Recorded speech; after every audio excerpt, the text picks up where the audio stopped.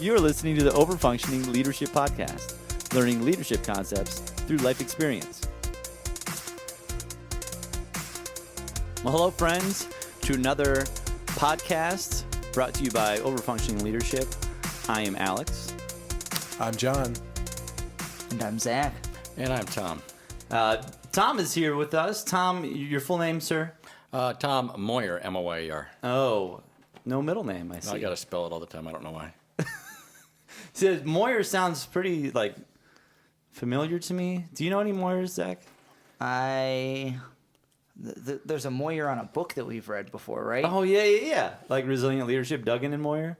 And I believe there's also another man sitting with us. His name may or may not be John Moyer. John, who is this other gentleman sitting next to us? Well, we have a guest tonight. It's my brother, Tom. Tom Moyer and I have known each other, for a long time now. And we're excited to have Tom here with us tonight. When you look up the definition of a brother, my brother's picture appears. So we're excited to have Tom with us this evening. Yeah, there you go. Tom currently works at Liftgate Company. Is that the name, how you say it? Yeah, it's basically just exactly how you said it. All right. And Tom has many varied interests. He's an artist. He's a horse wrangler. Wow. He can fix just about anything in a house. Sure. And he's a guy who studies leadership and is really interested in learning and teaching leadership. So we're excited to have Tom with us tonight. Yes. Awesome. Well, before we get there, this is episode 33. John, whose episode is this? So this would be, let's go with Frenchie Fuqua. So a little-known running back of the 1970s, early 70s with the Pittsburgh Steelers. Again, Frenchie Fuqua. Oh, was he? It sounds like he's like French. He was actually Italian. Oh.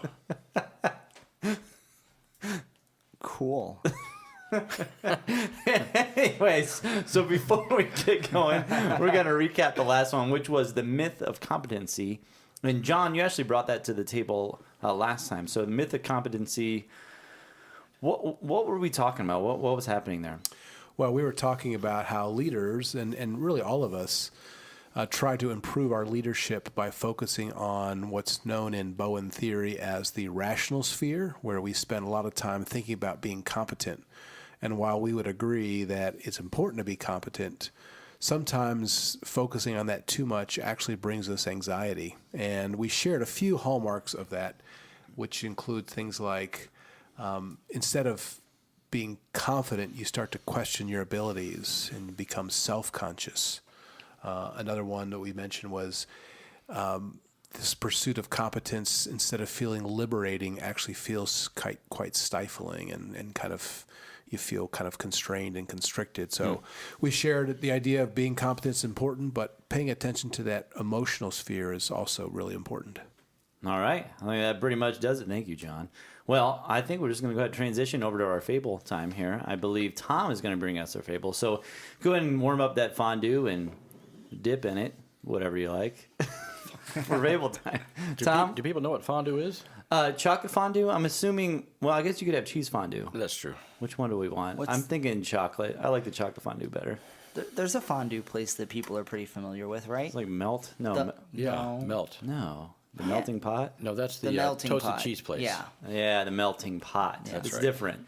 We are not advertising for either of those restaurants, but if they would like to support us and you know people who are in charge of that, please pass our names along. Yeah. We're not above corporate sponsorship or selling out. I feel like you need to, when you go to edit this, Zach, you need to get your voice going really fast and kind of like on a lower level and like dub it behind what Tom has to say. That's right. So people can barely understand what you're saying. Or subliminal messages. Yes, exactly. Exactly. I'll repeat it. There you go. Loop it through. All right, so Tom, go ahead and take us through our fable. So I've been told you should never let facts get in the way of a good story. So this entire story is totally made up. The characters are totally made up. So basically, there's a guy named Chuck in the 1700s that decided he needed to be a pioneer through the United States, before the United States was the United States, of course. And there was like basically a 15-mile swath of land that he decided to cut through. And so he just took his machete and he went straight through took him about 3 days. Finally got to the other side, only to realize they forgot his pack. But he figured, why, go a difficult way. Let's go the path of least resistance, right? So he just went back the same way he came, and the path is a little bit better to go, easier to go, more of a default way to go, easier traction. So, but he still needed to make a little bit of traction through. So he went all the way back 3 days and got his pack, and then he needed to go back a third time. But by that time, the path was pretty clear. It was well trodden. It was pretty much a hop, skip, and a jump, and he made it through unscathed. And that's just the thing that when I go to thinking about people and how they respond to negativity, they always go back to the default. What is their easiest, most defaultest way of thinking of dealing with anxiety, dealing with trouble, dealing with negativity? What is the things that they go to first, the default way, and why is it there, and how did it come from, and how did it come to be? Okay, yeah, actually, this is our topic tonight, which I forgot to mention here. So basically, the question we're trying to answer is our default response to what is our default response to an increase in anxiety? So we all have our own default responses, and what do those look like? And then Tom actually has some other ideas of what some default responses look like. If you've looked into resilient leadership, they'll call that automatic functioning. And so automatic because you think of it right away, and functioning because you function as a person. But this is bred out of anxiety. An increase in anxiety will bring some sort of automatic response or some sort of default response from you in a feeling state, not from a thinking state, most likely. So with that in mind, Tom, take us down a little path of what you were thinking. What is the most common default response that we're looking at that you've been thinking about or perhaps ruminating over? Ooh, ruminating. There you go. That's a good lead in. Actually, it's the word you mentioned, Alex, weird. in regards to that. It's rumination. Basically, rumination means it goes back to, I don't know, have you guys ever raised goats or cows? I've looked into purchasing fainting goats, but because of their comic ability to faint when startled. So no. Is there really such thing as a fainting goat? Oh yeah. You could actually kill them if you scare them too bad because it's a heart defect that makes them faint Well, when you startle them. Fun fact. It's a good thing you didn't get one. Nobody else had any cows or anything? No, but I had a friend who did. There you go. In Mogador? Did you guys have one in Mogador? No, but I was at the fair just the other day and I saw some cows. Rather unremarkable animals, I must say. Oh, yeah.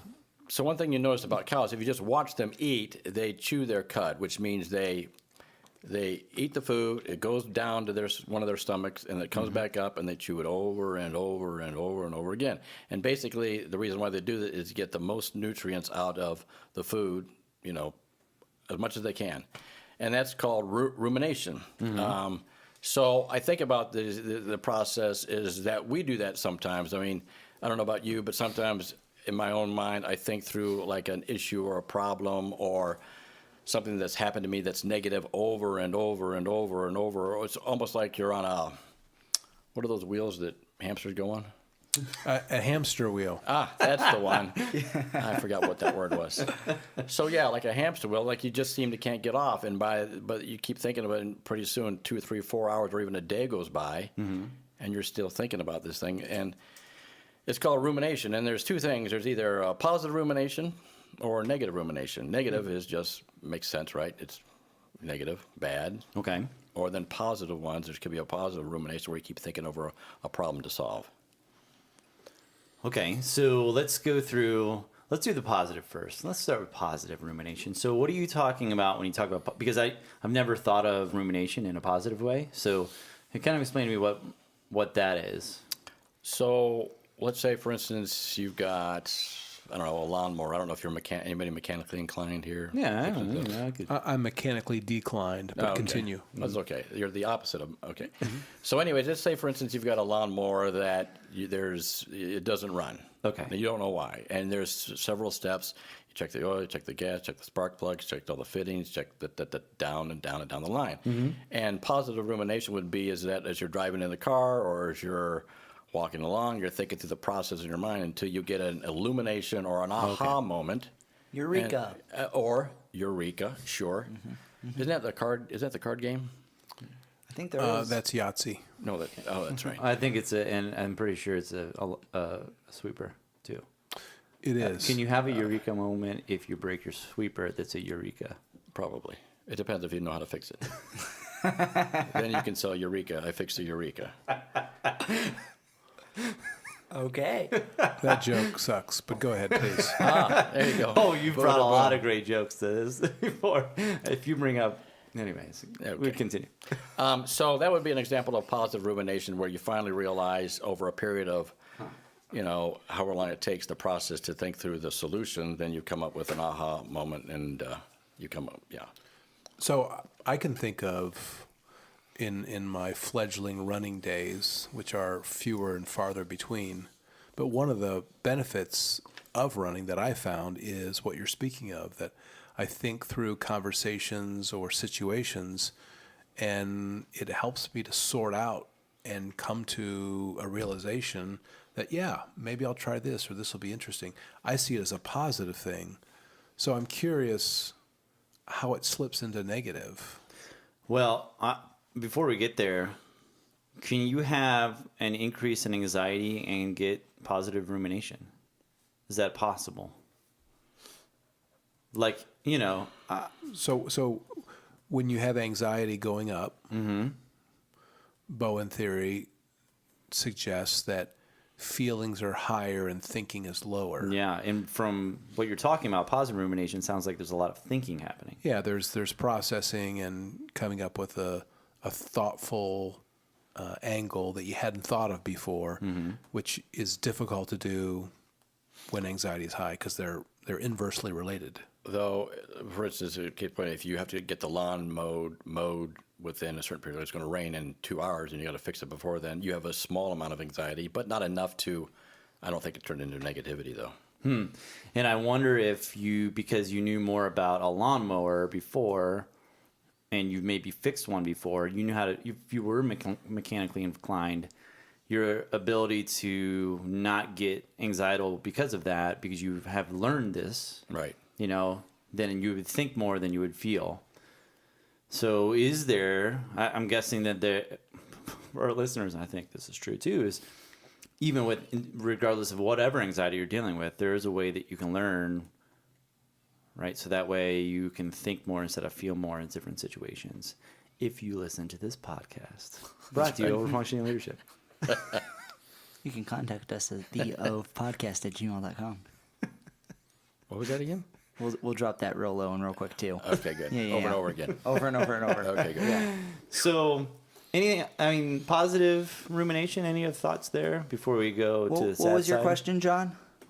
My question was, I used the example of running and thinking through a situation and coming to some type of realization, a eureka, if you will. But then my question was, how does that then slip into negative rumination? I think a question I've been mulling over as we're talking about this, it ties right into that, is what of it is related to perspective. And I say that imagining that negative rumination is resultant from a focus on feeling rather than using feelings as an indicator to solve a problem. Maybe a different way of saying that is, if I go into a problem thinking about how it makes me feel and focusing on it as something that isn't solvable or is the way it is, does that translate into this negative, depressive rumination? Well, I think we've talked about the SCARF model before with David Rock, and the autonomy piece of the SCARF model might be, if you feel like it's not solvable, then you don't really have much choice, so that would cause your anxiety to rise. I don't know, Tom, what do you think about that? I think it has to do with your level of care. How much do you care that the lawnmower gets fixed or not? If you care that it gets fixed and you're like emotionally involved in it, then your anxiety level rises because you really care. But maybe it's something, I don't care. I got money. I'll get it fixed. So I'll have it taken to a repair shop if I can't get it done, and then you move on. So, or you can borrow your neighbor's lawnmower. So it depends on, I think, the level of care over what you're thinking about. What if you've got to get this lawn mowed? Well, you just want to mow your lawn, but like at the same time you're in a fight with your wife. does that change your thoughts about the lawnmower? Like, would that increase? Would that push you towards the negative rumination? Of course not, Alex. They're two unrelated situations. I was going to ask, is the fight about the vacuum? Yes. Okay. Eureka. The Eureka's having issues. Did someone just have a really bad streak at Yahtzee? Yeah. That's my question. Are we going backwards on this conversation? I think we're going backwards. We're I'm just regressing. curious. Sorry. Welcome to this Oh, sorry. Go ahead. So my question though is, so you had a fight with your wife or whatever, and now you've got to fix the lawnmower. Does that affect your rumination state? Would that push you more towards a negative state than a positive state? Well, the question is, does the fight with your wife raise your anxiety? And if the answer is yes, which is likely to do so, then I think the answer is a foregone conclusion that it is going to make fixing the lawnmower more difficult. No. I think a different way of phrasing what Tom was saying was, is it urgent? Because if your mind is somewhere else, then maybe it's not that you care less, but that something else is taking precedence, and so what you're giving to that situation is less than what it should be, or maybe it is what it should be. Maybe it doesn't matter if your wife's taking the kids and packing them in the van and driving away, that you get the lawn mowed. Like, where are your priorities? No. And then some would argue that fixing the lawnmower, we've got really stuck on this lawnmower, is a piece of crap. But some would say that fixing the lawnmower would actually be able to reduce your anxiety. I don't know how many. I think of instances in my life where me or I've seen my dad or even my mom, anybody in my family is just like having struggles with family stuff and goes somewhere and does a cutoff kind of deal, which I heard that the Moyers are really good at. Mm-hmm. Speaking of Family cutting legacy. things, Right. lawnmowers. But yeah, I mean, in that, then you can go somewhere else and think about something else, and then it kind of, might reshift your brain. I don't know if that's true, though. I don't know if running away from the situation is necessarily the best option either. I think what you're talking about, I don't think you're talking about running away. I think you jumped to the end of the conversation, which is okay, is basically talking about an interrupter. What is something that interrupts the negative rumination and makes you focus on something that actually allows you to use both sides of your brain, which is more of a mental thing, like putting together a puzzle or trying to, tinker with a lawnmower. That helps lower your anxiety, actually. So if you're having a fight with your spouse and you're fixing a lawnmower at the same time, I think that would actually lower your anxiety because you're focused on fixing the lawnmower. If we're talking about rumination as well-trodden paths of thought, I see what both of you are saying in the sense of, what is our perspective on our problems? Is it our crappy life and all of the different aspects of it and the emotions? Am I focusing on how I can't solve my marital issues and I can't mow this lawn? Or am I remembering that they're two separate issues that are both affecting a central point of me and addressing them separately? You were talking, Alex, about how maybe mowing the lawn might reduce our anxiety. If we treat them as separate sources of anxiety and say, I can lower my overall anxiety by solving the problems that I can solve now, maybe that's a logical, informed choice on how we can decrease the chances of dwelling on these negative feelings in situations. So you're just telling me to do a whole bunch of stuff? Yeah. Telling you to do stuff, and I'm prescribing it. Giving you chores. So are you saying I need to overfunction? I feel like that's what you're telling me to do. How would I be telling you to overfunction? Well, you're telling me that if I have a list of things that I need to do, that I just start going down the list, and then everything else will be better. I'm saying, where is your anxiety coming from, and how can you address them? Because your anxiety isn't just this big pool of anxiety per se.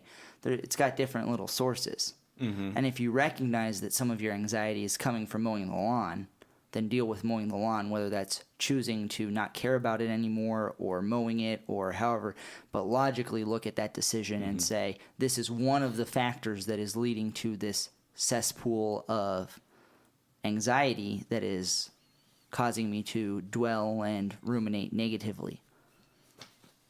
I don't think that's necessarily overfunctioning, would you say? I don't know. Like, part of me just wonders if you're really attacking maybe the main anxietal root of things, you know? I don't know. You know, and maybe we'll get here in a second because, Tom, you talked about how, you know, you can do different things to reduce your anxiety, but then get you in a state to where you start thinking.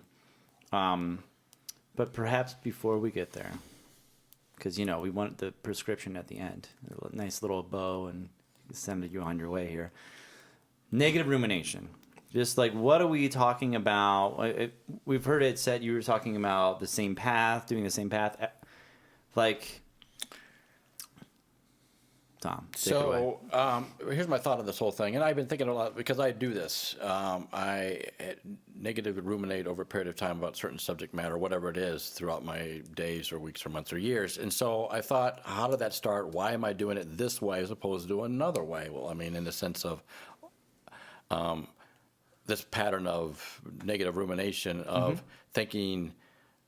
I'll give you an example of something that could accommodate that could happen with people in the workday. Sometimes you may feel wronged, or sometimes you may feel slighted at work about you didn't get a raise, you didn't get a promotion, or you were overlooked for some reason, and you felt like it was an injustice done to you. So that could be a negative rumination where you can get over and over and over and over it. So that's negative rumination. You just keep going over it. And the problem with that is that, let's say, for instance, if the negative thing happened to you 25 days ago, and for 25 days after that till today, you keep thinking about that in the morning. You think about it over and over. So the anxiety that you felt at the first time it happened 25 days ago is the same level of anxiety you think on the 26 day, for 25 days. So it's like it's happened every single time. So then I think about, well, what's the result of that? What is the consequence of that? Well, you don't sleep well. You don't sleep well. Your immune deficiency goes down. You get worn out. You get sick. You get tired. You're cranky. That whole thing. Sounds like stress, yeah. Sounds like stress. So that's what negative rumination is it constantly, and then I think to myself, well, what solutions does it solve? Which I can't really think of any in the sense of maybe thinking, well, what could you have done differently to get the raise or get the promotion or whatever? But other than that, I don't, unless there's some other ideas, I can't think of any positives about it. So just something for you to check out maybe later. One of my favorite poems is actually by Sam Foss. It's called The Calf Path. And it talks about this exact same thing in a lot of ways, in which there's this calf. Hey, we're talking about rumination. Look at that. I didn't even think about that until just now. Anyways, this calf makes this crooked path, and then everybody starts following it, and then humans start following it. It's like that's the street that they made. It's just because it was there was a path that was there, and nobody decided to take a different path to get there. It's kind of like this podcast. It's a different path.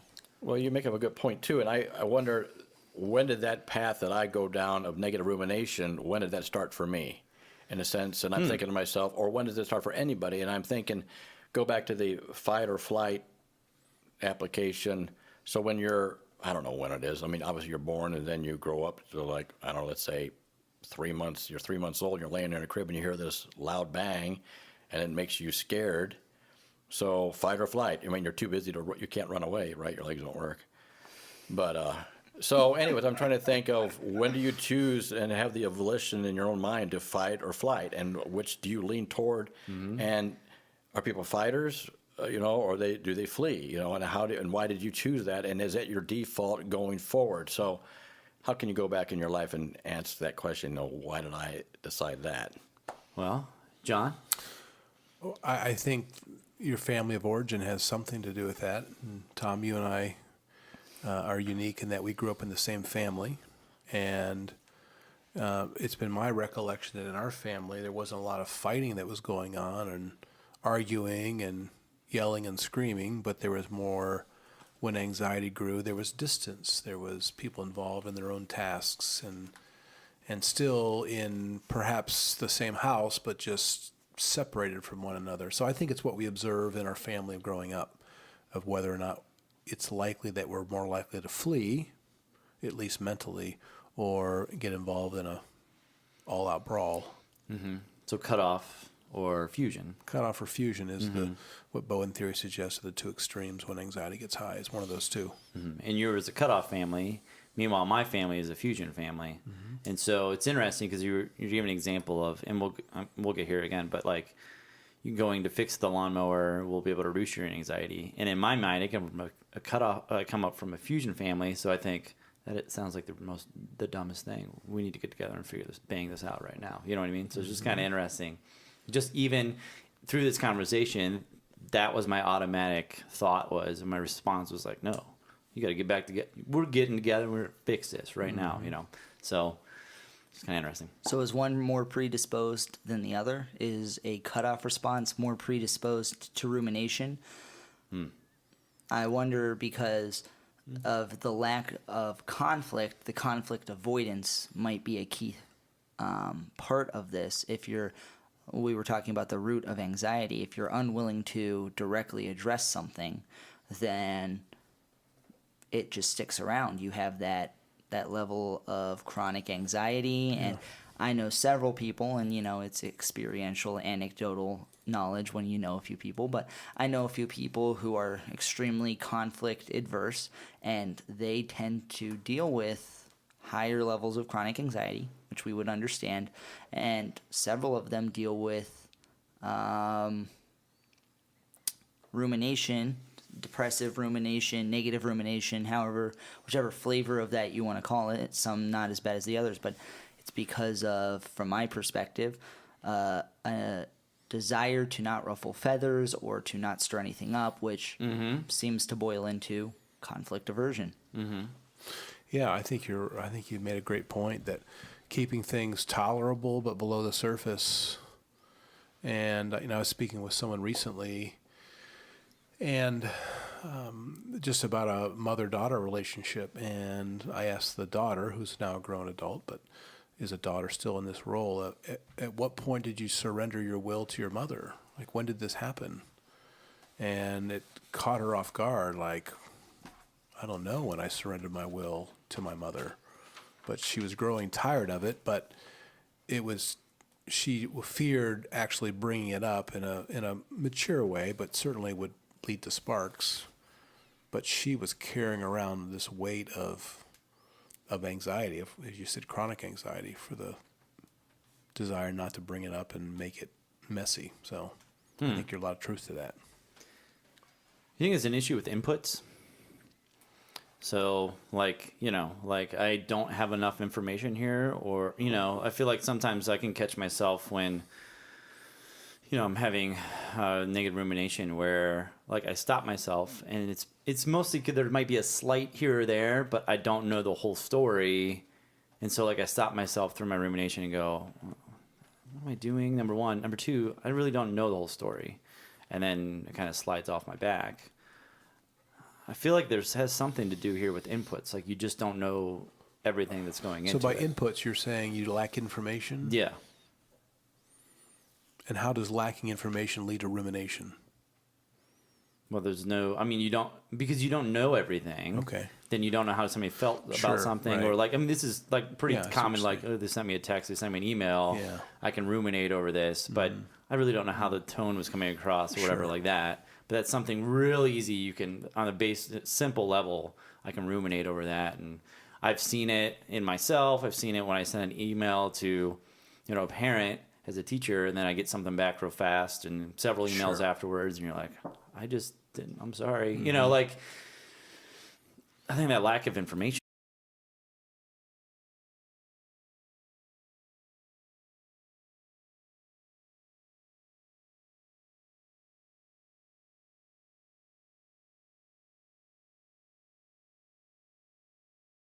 could be. Yeah, and I think when you say lack of information, I don't want to speak for you, but what I hear you saying is that it lacks certainty. Like, you're not quite sure of why you didn't get the raise, or you're not quite sure of that motive of another. And when that certainty piece is not there or missing, as we know from the SCARF model, that your anxiety naturally rises. So I'll go to Tom's, and then Zach, you had something here, but Tom's example of not getting the raise. Look at the elements of the SCARF model that are hit. There's the status piece that someone got a raise and I didn't.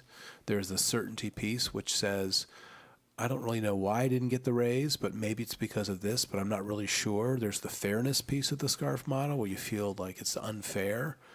And so it's not surprising that that type of event is going to lead to negative rumination. It's just what we do when we're anxious. And one of the things that I thought of, and I don't really know how to throw this out at you guys, so the fight or flight thing, if a person goes to the negative rumination a lot, is that an example of fighting or fleeing?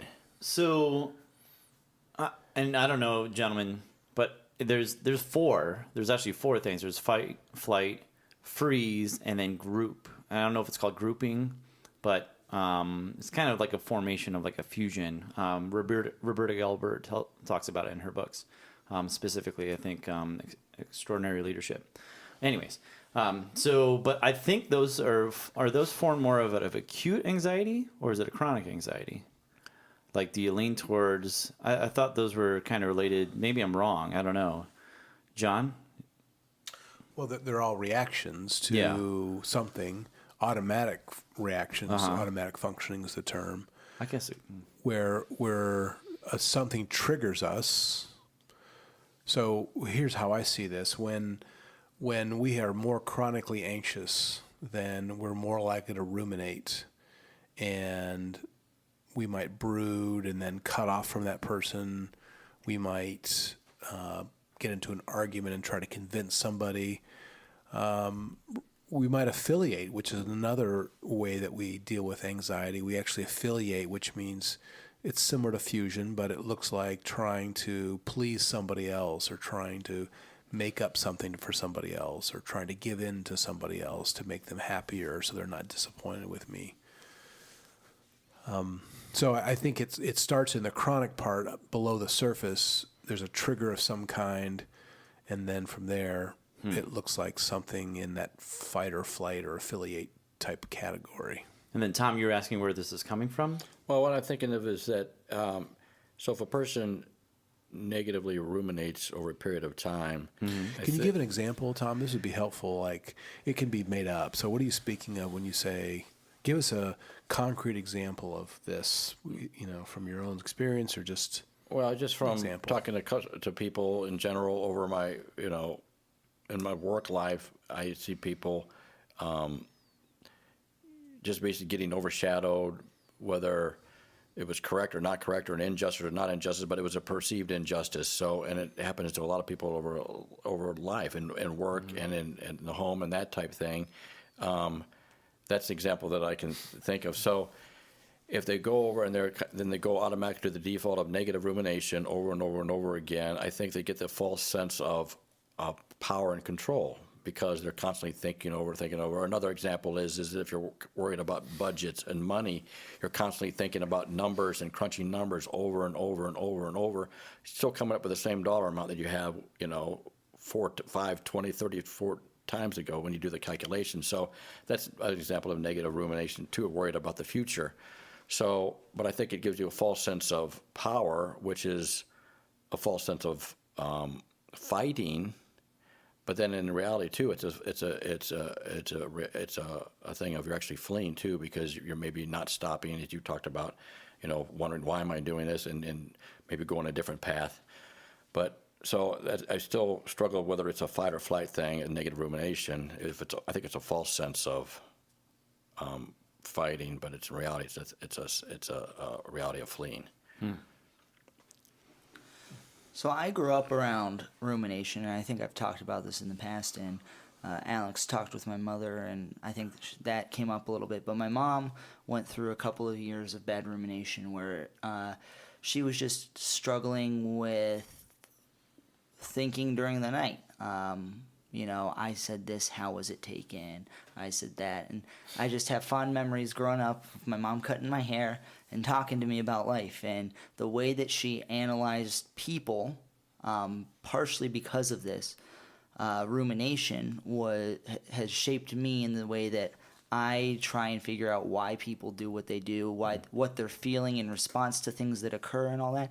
And I saw that specifically when this was actually a struggle for my mother when she was struggling with sleep as a result of this, and just a lot of fear and anxiety and how that affected her life. And I want to propose that maybe not all aspects of rumination, but it comes from a losing of curiosity, because we talk about how curiosity is sort of just investigating, it's sort of freeing, it's not restrictive, you're just trying to find out more. And that's a great thing to have. That's a large part of self-differentiation, ask questions and find out answers best you can. But not doing that because of the fear of the unknown. And part of, I think, the two key aspects that really play into rumination is overfunctioning and the differentiation of fact versus feeling. What is versus what am I feeling? What if? Yeah. Yeah. And so I feel this way, and that's a fact, as compared to this is what happened. How do I respond? To tie it together, I think that rumination comes from losing this curiosity, but saying, if I think this through, if I make this my responsibility and I take it from all these different angles and I just keep looking at it, eventually I will be in complete control of the situation. I will know how that person responded to my thoughts and my feelings and what I said, and I can anticipate their thoughts and feelings, and that hopefully, without any external input or asking of questions, that unknown will become clear. I think that's part of rumination, is the unknown magically becoming known without asking questions. I like what you're saying, because you're going from negative rumination of constant and shifting a slight gear to curiosity. And what you're doing is, that's one of the interrupters. You're taking that from that default, and you're just changing the trajectory of your mind and thought to curiosity, and then gaining more power and ability in your own mind to control how you feel, and then probably in a short while coming out of that negative rumination into something positive. I can't remember the phraseology of this, so if you guys, gentlemen, could help me out with this, but when you negatively ruminate and you come up with all the what ifs, it's like eventually that's going to end up happening. What's that called? What can I think of? Self-fulfilling prophecy? Yes, this sounds like self-fulfilling prophecy to me. I'm going to try to figure out everything else by myself by ruminating through it, and then you eventually having some sort of semblance of that, but it's all here, I mean, you're just dragging yourself down into it in some ways. When you're so close to a problem, you're pretty terrible at actually analyzing it. This is why I think it's helpful to find a certified resilient leadership coach or someone like that, just to talk with and pull out questions, have someone ask questions. It's a neutral observer, because it's difficult when you're so invested in something to be objective. It's really, really difficult. Well, I mean, we're kind of on this path already. Unless somebody has anything else, I was going to talk about solutions, because that's something that Tom talked about. But before we get to solutions, anybody else have any other thoughts? Tom, everybody? I want to jump into solutions. Well, salute me, please, sir. Give me some solutions. What do you think? We got solutions? There's actually no solution. I'm kidding you. There's solutions. There is. With very few. I'm interested in these solutions. So if you take these step by step, you're gonna let's just say you're probably gonna be more risky, and you might fall into fear more. So this isn't gonna be follow these 5 steps and things are gonna go well. I can guarantee you that. One thought is I think with the resilient leadership model is to go under the balcony, is step outside of yourself, take a bird's eye view of what you're doing from, like John said, is finding somebody else that's outside of it, and maybe go up together and observe objectively your response to these issues, anxieties that are going on, and observe that, and then figure out what are your triggers that actually puts you into this mode of negative rumination, and know what are the signs that this trigger might be coming down the pike. What are the writing on the wall, and so then you come up with ways to deal with that before it comes full court press. Then you're really in a downward spiral. So one of the things is going into the balcony and looking at it that way. Other solutions, gentlemen. I think a huge part of this is perspective shifting. I think we want to make sure that we're not viewing failure or conflict as losses and bad. Like, it's not a bad thing to have conflict. It's actually a skill that we need to have. Mm-hmm. And I think rumination comes in part from conflict aversion. And the other thing is that it's okay to fail or to have done something wrong and then to learn from it. So if you're wondering what you said to someone that maybe they took the wrong way and you're afraid to address it because it might drudge up whatever wrong that you caused or whatever it made them feel, that's not necessarily a bad thing. If you address that, if you learn from it, then you can grow. And then the other side of that being not just finding out your triggers, but making your own. I talked a couple weeks ago about how we were on our family vacation and how things just weren't going and the anxiety was building and no one was really addressing it. And it sort of led to a little bit of snippishness and we were still having fun, but, I'm overemphasizing an aspect for the purposes of this example. But I mentioned that I should have noticed the anxiety building. But it took a conversation with my sister in an elevator about the way that my mother was potentially feeling. What if she feels like this? That I was like, we need to talk about this. We need to make this a what is sort of situation. And I remember thinking, this is something that normally triggers me. I normally have such a low tolerance for anxiety because I just want to address it and get it off the table that normally I would have responded. But because of the new circumstances and the different situations, I hadn't. So make your own triggers so that you find a local Bowen's theory guy who can take you to the balcony and treat you to a good time. Mm-hmm. John, any thoughts? Yeah, so negative rumination is looking backwards, what should have been. And a question I think about is, how do you know what should have been? Like, I should have gotten that raise. What makes you think you're that good of a worker? Or what makes you think the person that got the raise isn't that good of a worker? Can you really be objective as close as you are to the situation? And I think for most of us, the answer is no. We just have a really hard time being thoughtful about something that's super meaningful to us. And so I'm wondering if the negative rumination is drawing a conclusion of what should have been based on imperfect information. Well, I think we have some pretty good solutions there. Get up in the tree, try to get away from it in that way, talk to somebody, get some help from somebody. I think other things you can do, guiding principles. Start coming up with what are your guiding principles for life. And having a stabilized foundation there can be really helpful in a lot of different areas, especially in this one.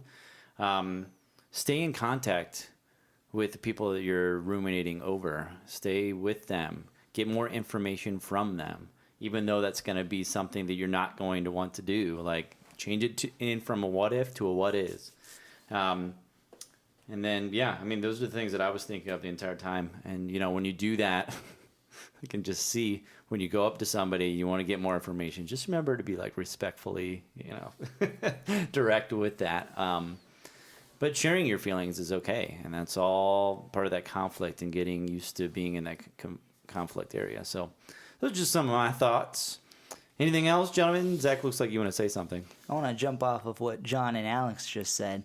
Alex first. It just makes me think, if I were in someone else's shoes, how would I want them to have approached me? Because we're in our own shoes. We're so close to the issue. What sort of character would we want someone to approach us with if we are thinking all around them in the situation? And so, I know it's not an easy thing, but, be the kind of person that you want other people to be to you. Build that character of kindness, of patience, of respectfulness, of having those hard conversations when you need to have those hard conversations. Like, we all appreciate those people in our lives, so why can't we be them? Yeah. And then the other thing, John, you talked about the objectivity of looking backwards. Did you really deserve that raise? I think the other side of that coin is looking forward. How often are you ruminating in that cycle and you've determined what will be? There is no way I can resolve this issue. Well, get off your high horse. What leads you to believe that you know what will happen? Mm-hmm. Exactly. Well, I think that's going to wrap us up. Exactly. Is that... I don't even want to ask. Anyways, so I think that's going to wrap us up. I believe you can get a hold of us, unless, Tom, did you have something? I have nothing. Okay, he has nothing. Okay, good. So he's had enough of this entire conversation. He's ruminated over it plenty of times. He's worried that it went 45 minutes and he thought it'd go 15. Okay, so you can check us out on iTunes, Google Play, Simplecast, YouTube. I don't know. Facebook, I'm gonna put this on my LinkedIn. Oh yeah, put it up on your LinkedIn. I don't know if you can get the link to the LinkedIn. Maybe you could do that. We'll post a link to Tom's LinkedIn so that if you want to find it that way. Yeah. I think that's a really good. We are posting your LinkedIn. I hope you have a LinkedIn. Yeah, I do semaphore signals too. Oh, fantastic! Yeah. He's going to be on the LinkedIn, so we'll post his LinkedIn account. Anyways, you can also email us at theofpodcast@gmail.com. That's the OF. podcast@gmail.com. Also, shout out to the Jesse Huffstetler for our Mad Sick beats. What good tunes? Where could we be without him? What I beats don't know. would we have? None. I have so many what ifs about that statement. Lots of anxiety. Anyways, well, here's to you fixing your lawnmowers and your eurekas and your Marital issues with your wife. And with that, I'm Alex. I'm Frenchie Fuqua. I'm exactly Zach. I'm Tom. And we'll catch you next time. Adios. See you around. Bye-bye.